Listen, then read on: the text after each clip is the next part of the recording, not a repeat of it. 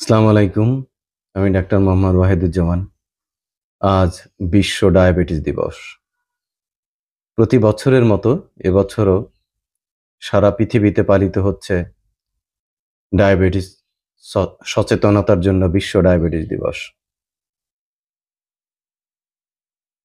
১৯৯১ সালে বিশ্ব স্বাস্থ্য সংস্থা ও ইন্টারন্যাশনাল ডায়াবেটিস ফেডারেশন যৌথভাবে এই দিনটিকে ডায়াবেটিস দিবস হিসাবে ঘোষণা করেন। কেন বেছে নেওয়া হয়েছিল ১৪ই নভেম্বরকে? ১৪ই নভেম্বর ছিল স্যার ফ্রেডরিক বেন্টিং এর জন্মদিন। স্যার ফ্রেডরিক বেন্টিং এবং চার্লস বেস্ট ১৯২১ সালে কানাডার টরন্টো বিশ্ববিদ্যালয়ে ইনসুলিন আবিষ্কার করেন। এই দুই বিজ্ঞানী যখন দেখতে পান টাইপ 1 রোগীর ইনসুলিনের অভাবে মাত্রা অতিরিক্ত সুগার বেড়ে যায় এবং বেঁচে থাকাই তাদের জন্য কষ্ট হয়ে দাঁড়ায়, তখন তারা আবিষ্কার করতে সক্ষম হন ইনসুলিন এবং তারা কুকুরের প্যানক্রিয়াস থেকে ইনসুলিন এক্সট্রাক্ট করেন। এটা ছিল চিকিৎসা বিজ্ঞানের এক যুগান্তকারী আবিষ্কার। পরবর্তীতে তারা এই আবিষ্কারের জন্য নোবেল প্রাইজে ভূষিত হন।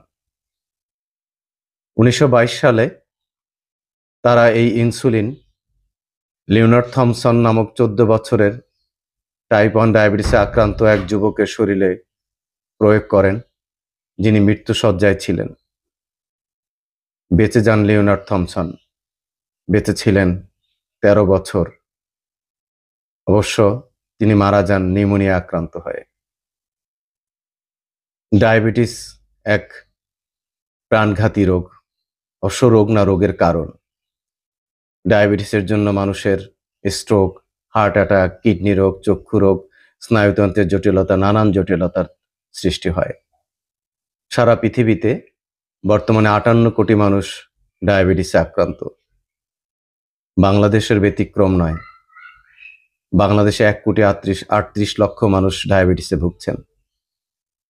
এবারে ডায়াবেটিস দিবসের মূল প্রতিপাদ্য বিষয় হচ্ছে ডায়াবেটিস অ্যান্ড ওয়েলবিং, অর্থাৎ ডায়াবেটিস এবং সুস্বাস্থ্য।